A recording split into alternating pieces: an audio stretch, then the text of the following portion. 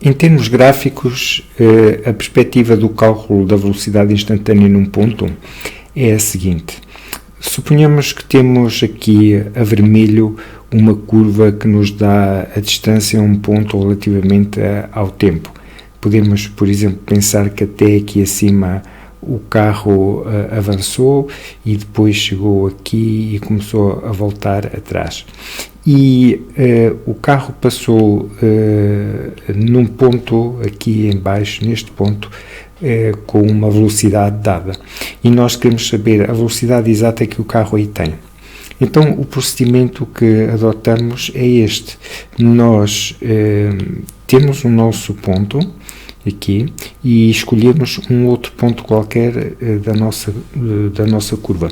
Suponhamos que verticalmente medimos distâncias e horizontalmente medimos tempos. Portanto, este ponto aqui é um ponto que tem um tempo t1 e uma distância d1, e este ponto aqui em cima é um ponto que corresponde a um tempo t2 e a uma distância d2. A distância mede-se verticalmente e o tempo mede-se horizontalmente. Portanto, aqui no eixo horizontal nós temos a diferença de tempos marcados pelos dois relógios, e no eixo vertical temos a diferença de distâncias a que os dois observadores se encontram. Então nós podemos calcular a velocidade média fazendo a diferença, a velocidade média é a diferença quociente da diferença das distâncias dividido pela diferença dos tempos.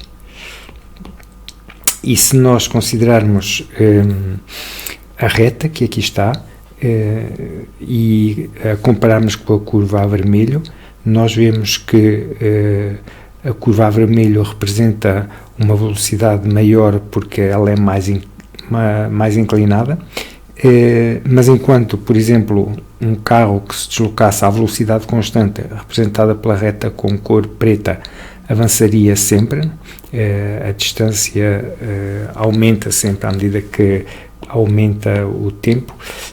No carro representado pela curva com cor vermelha, ele avança até este ponto e depois a partir daí recua, e a dada altura, quando ele recua, os carros encontram-se neste ponto aqui. Agora, a velocidade média, que é dada pelo declive da curva da reta com cor preta, não é a velocidade com que o carro passa neste ponto. Então, para conseguirmos melhorar este valor, ou seja, para a velocidade média nos dar uma ideia mais rigorosa da velocidade com que o carro passa no ponto T1, D1, nós podemos escolher um ponto que esteja fixar este ponto que aqui está e escolher um outro ponto que esteja temporalmente mais próximo do que este. É o que a figura à direita mostra. Escolhemos este ponto aqui e agora a reta traçada entre os dois pontos é a reta a verde, que é uma reta mais inclinada do que esta reta com cor preta e, portanto, representa uma velocidade média maior, mais próxima da velocidade que o carro efetivamente tem neste ponto.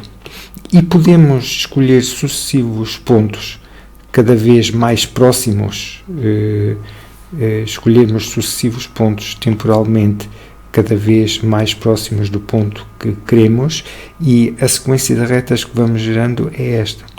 E quando calculamos o limite da nossa velocidade média, quando calculamos o limite de D2 menos D1 sobre T2 menos T1, quando T2 tende para T1, portanto, quando as coordenadas de tempo se vão aproximando